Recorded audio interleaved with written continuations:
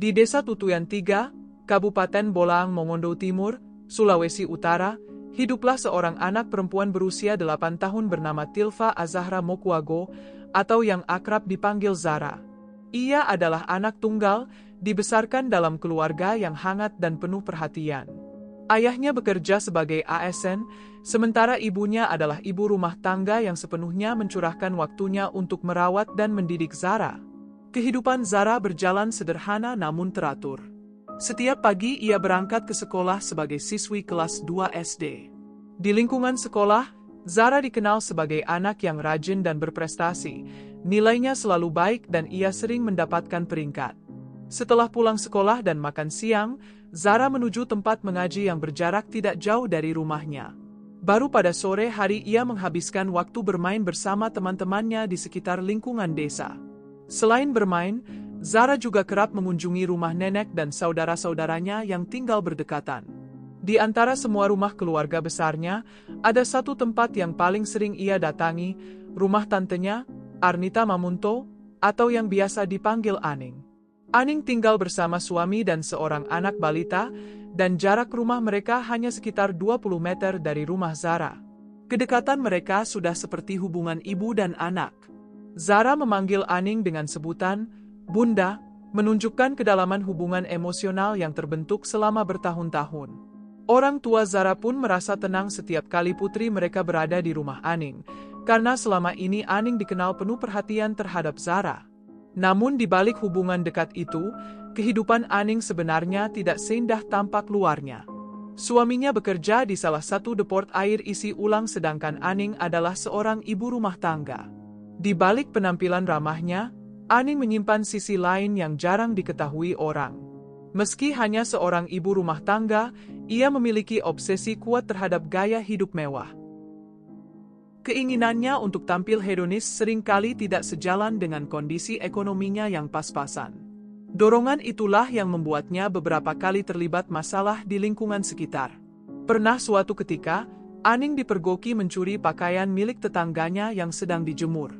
Alasannya sederhana, ia ingin memiliki baju bagus tanpa harus membelinya. Peristiwa itu sempat menimbulkan keributan kecil di antara warga, namun akhirnya mereda. Meski demikian, kesan buruk terhadapnya tetap tertinggal. Selain perilaku itu, media sosial Aning juga menunjukkan sisi kepribadiannya yang cukup problematis. Di akun Facebooknya, ia sering membuat unggahan bernada sindiran dan ancaman terselubung.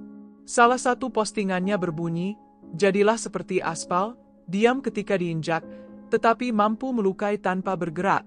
Beberapa unggahan lain berbahasa daerah pun bernada serupa, seolah mencerminkan kemarahan yang ia pendam terhadap orang-orang di sekitarnya.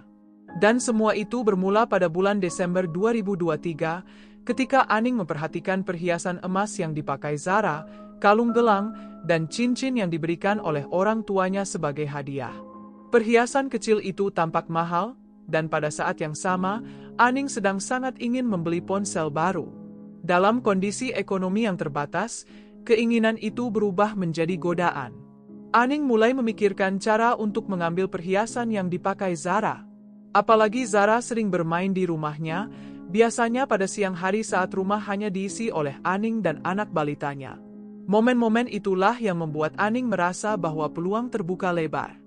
Namun, meski niatnya kuat, eksekusinya tidak semudah yang ia bayangkan. Setiap kali Zara datang bermain, Aning tidak pernah menemukan waktu yang benar-benar aman untuk mengambil perhiasan itu. Ia takut jika perhiasan hilang setelah Zara pulang dari rumahnya, orang tua Zara akan langsung mencurigainya. Keberadaan anak balitanya, suara dari tetangga, atau gerakan kecil Zara sendiri selalu membuatnya menunda rencananya. Hari demi hari, keinginan Aning untuk memiliki perhiasan itu justru semakin menguat. Ia terus memikirkan celah yang bisa dimanfaatkan, tetapi kesempatan yang aman tidak pernah datang.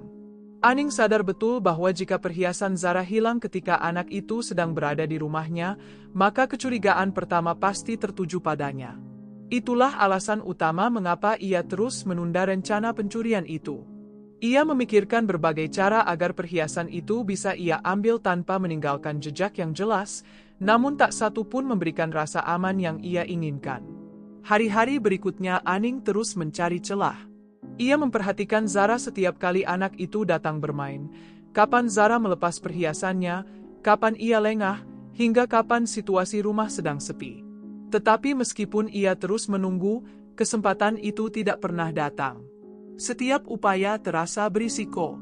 Sampai akhirnya, beberapa minggu kemudian, tepat pada 15 Januari 2024, dorongan itu berubah menjadi keputusan yang jauh lebih berbahaya.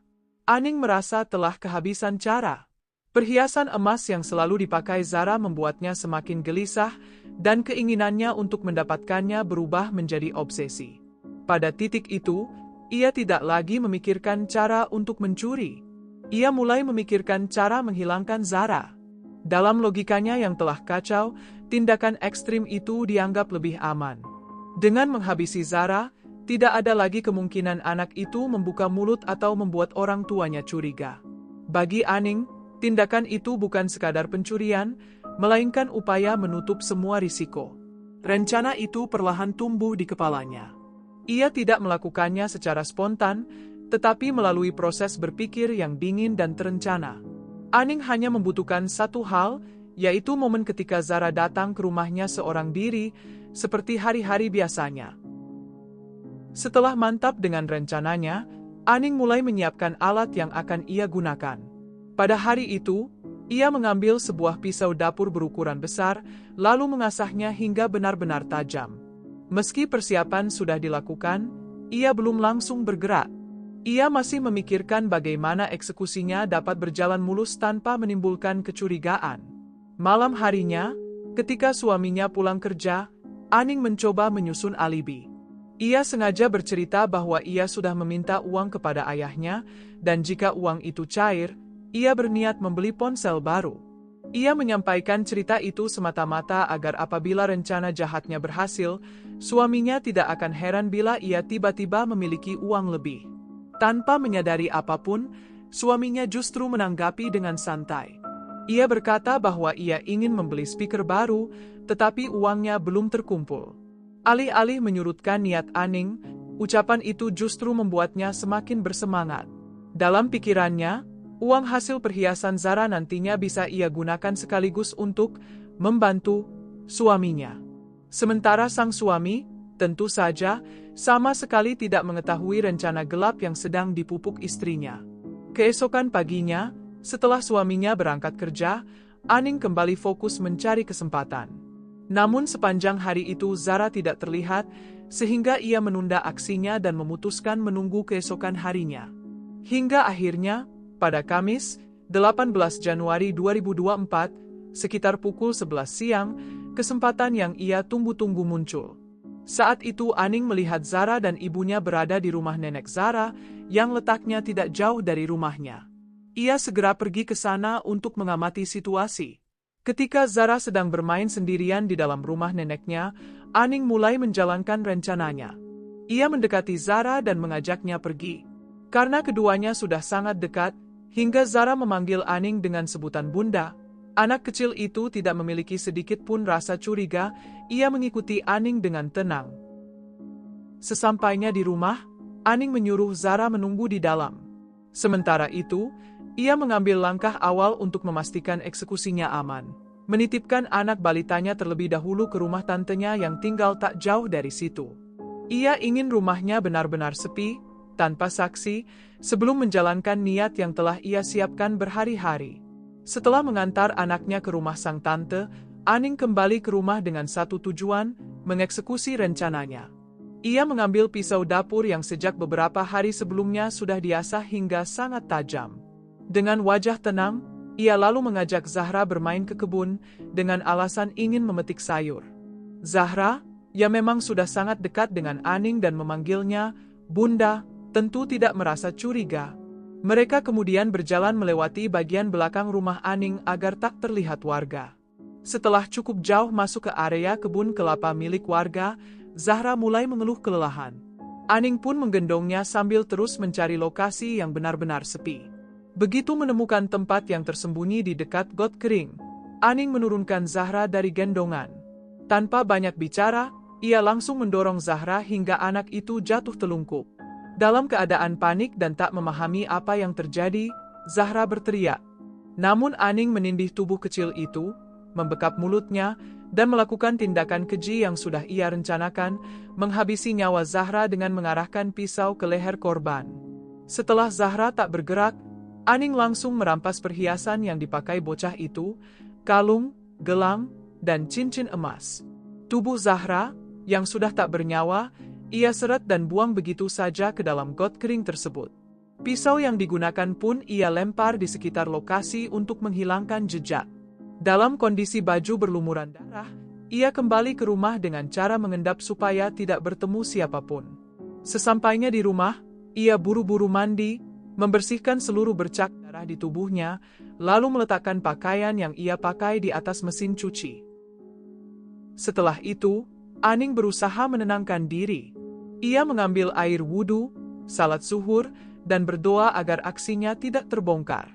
Beberapa menit kemudian, dengan wajah yang seolah tak terjadi apa-apa, ia keluar rumah untuk menjemput anaknya yang tadi dititipkan di rumah sang tante. Setelah menjemput anaknya, Aning berpura-pura menjalani hari seperti biasa. Ia kemudian keluar rumah dan naik becak motor menuju salah satu toko emas di Desa Tutuyan 2. Di sana, ia menjual perhiasan milik Zahra tanpa sertifikat, dan pihak toko membelinya seharga Rp3.670.000. Dengan uang itu, Aning langsung membeli emas baru seberat 0,55 gram seharga Rp478.000, seolah-olah untuk menyamarkan hasil kejahatannya.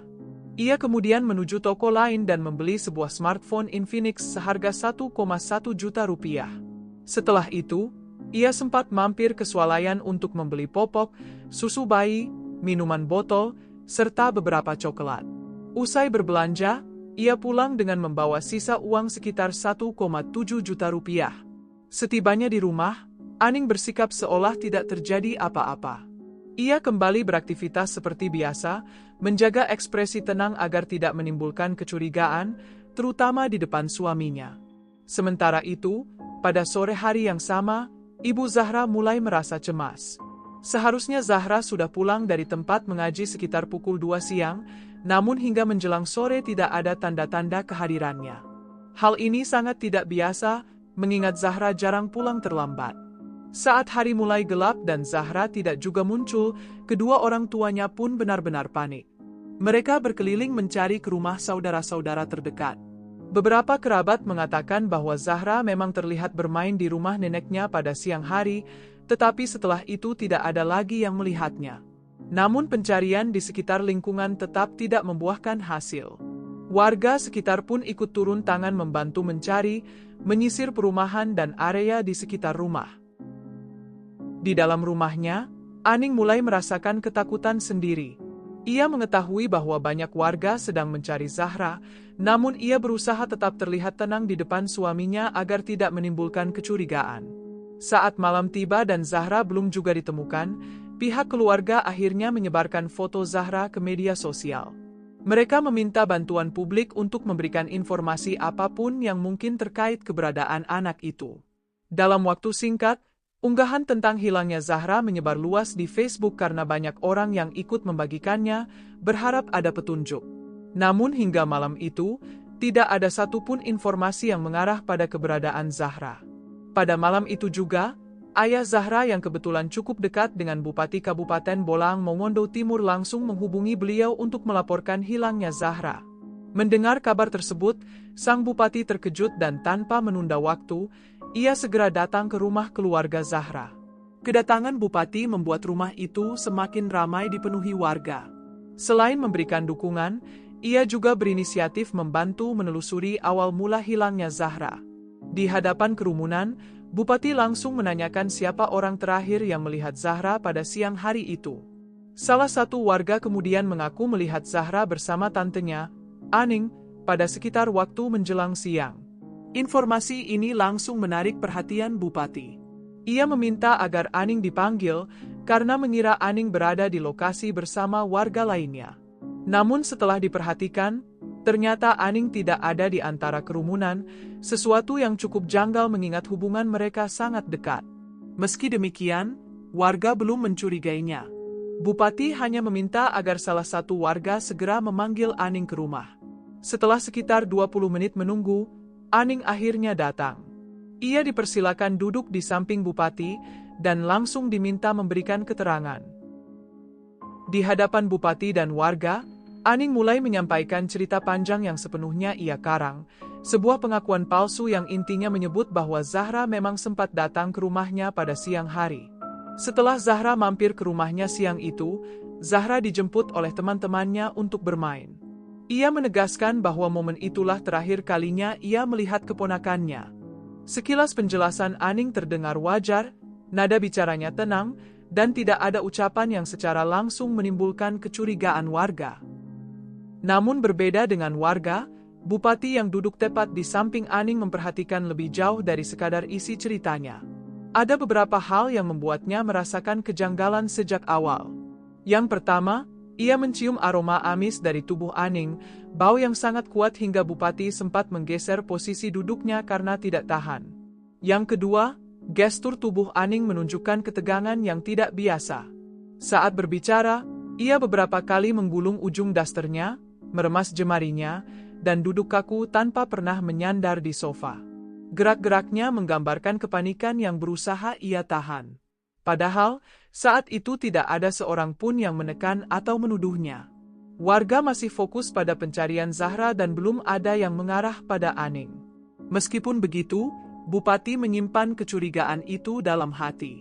Ia tidak ingin menuduh tanpa bukti, terlebih lagi proses penyelidikan resmi adalah ranah kepolisian. Keesokan harinya, Jumat, pihak keluarga akhirnya melapor ke polisi karena Zahra masih belum ditemukan. Setelah laporan dibuat, polisi langsung melakukan penyisiran di berbagai titik di Desa Tutuyan. Warga pun ikut membantu, termasuk Aning, yang berpura-pura mengambil bagian dalam pencarian. Hingga pada malam hari, sekitar pukul 8, pencarian itu mencapai titik yang memilukan. Tubuh Zahra akhirnya ditemukan di sebuah selokan di wilayah perkebunan milik warga. Suasana langsung pecah oleh jeritan histeris keluarga dan warga yang menyaksikan keadaan Zahra sudah tidak bernyawa, dengan tubuh dan kepala yang terpisah. Setelah ditemukan, tubuh Zahra segera dibawa ke Puskesmas Tutuyan. Malam itu, halaman puskesmas mendadak dipenuhi warga yang datang karena kabar tersebut sudah menyebar begitu cepat.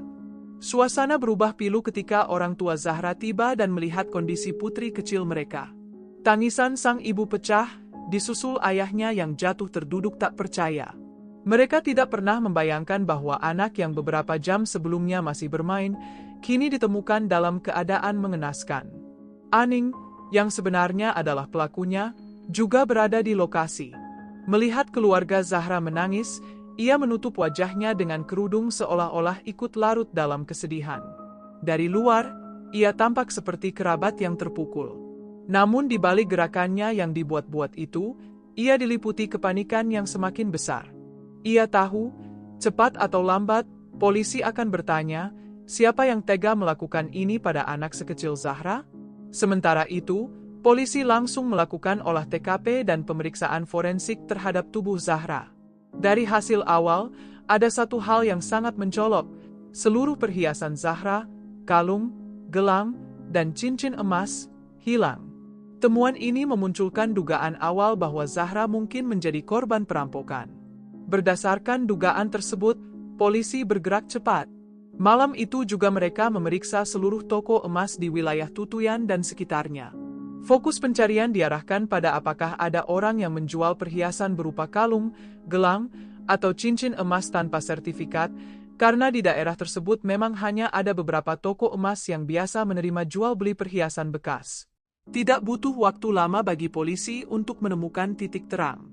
Dari pemeriksaan di toko-toko emas, seorang pemilik toko bernama Logam Jaya di Desa Tutuyan II memberikan keterangan penting. Ia mengaku bahwa sehari sebelumnya, ada seorang perempuan berambut pirang yang datang bersama seorang anak balita untuk menjual beberapa perhiasan tanpa sertifikat. Ketika polisi menunjukkan foto perhiasan milik Zahra, pemilik toko langsung mengenalinya. Bahkan, toko tersebut memiliki rekaman CCTV yang memperlihatkan dengan jelas siapa wanita yang menjualnya. Dan benar, wajah dalam rekaman itu adalah Aning, tantenya Zahra sendiri.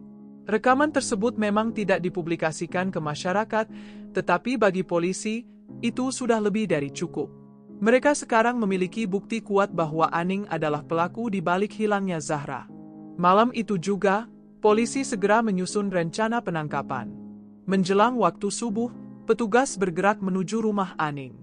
Saat itu ia masih tertidur pulas, hingga akhirnya dibangunkan untuk langsung diamankan.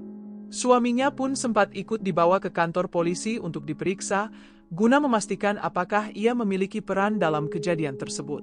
Namun setelah pemeriksaan intensif, polisi memastikan bahwa suaminya tidak tahu apapun. Justru ia ikut terkejut ketika mendengar penjelasan dari polisi mengenai apa yang telah dilakukan istrinya. Selama ini ia tidak punya kecurigaan sedikit pun.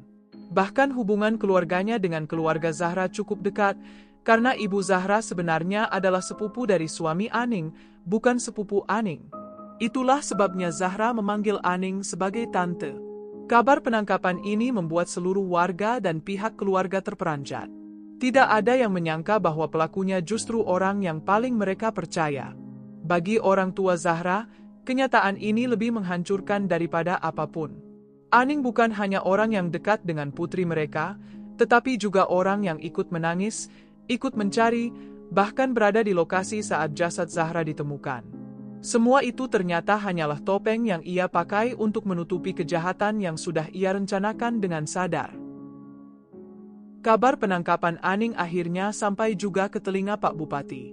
Ia terkejut ketika mengetahui bahwa perempuan yang ia temui dan tanyai langsung pada hari pertama Zahra dinyatakan hilang, ternyata adalah pelakunya sendiri. Sejak awal, Pak Bupati memang sudah merasakan ada keganjilan dari gerak-gerik Aning, tetapi ia tidak menduga bahwa kecurigaannya itu akan berujung pada kenyataan seburuk ini. Bahkan, melalui unggahan di Facebook, Pak Bupati menyampaikan rasa kaget dan tidak percayanya karena orang yang sempat berbicara dengannya justru merupakan monster dalam kasus ini.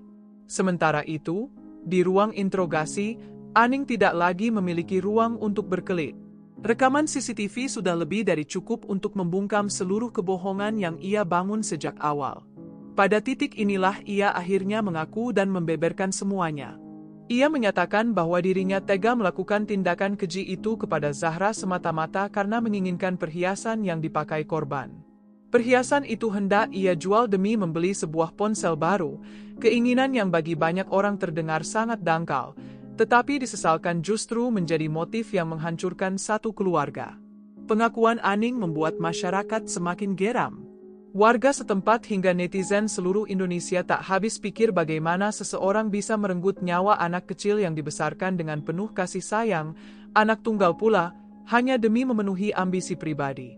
Bila alasannya benar demi membeli ponsel baru, maka tindakannya ini dapat disebut sebagai bentuk hedonisme dan obsesi gaya hidup yang jauh melampaui kemampuan ekonominya.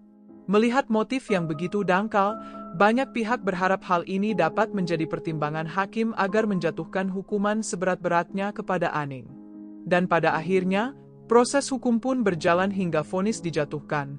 Aning resmi dihukum mati atas seluruh tindakannya. Putusan ini muncul karena kejahatan yang ia lakukan dianggap telah direncanakan matang-matang sejak 3 hari sebelum kejadian, ditambah unsur perampasan barang milik korban, serta pelanggaran terhadap perlindungan anak di bawah umur.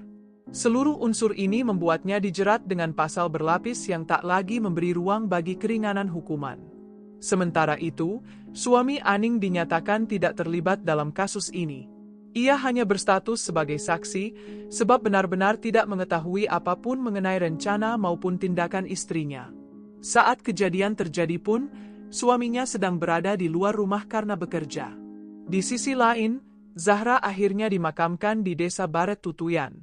Prosesi pemakamannya dipenuhi ribuan warga yang datang memberikan doa dan simpati. Bagi masyarakat, Zahra, yang akrab dipanggil Adik Za, adalah anak yang manis dan cerdas, sehingga kepergiannya meninggalkan duka mendalam. Semoga Adik Za ditempatkan di tempat terindah, dan seluruh rasa sakit yang pernah ia alami dapat terhapus oleh kedamaian di sisi Tuhan. Harapan yang sama juga mengalir untuk keluarga besarnya. Semoga mereka diberi kekuatan dan pengganti atas kehilangan yang tidak pernah mereka bayangkan. Banyak orang percaya, Mungkin ini adalah bagian dari rencana Tuhan, membawa adik Za pulang dalam keadaan suci, tanpa sedikit pun dosa. Namun dari tragedi ini, ada pelajaran berharga yang perlu kita ingat.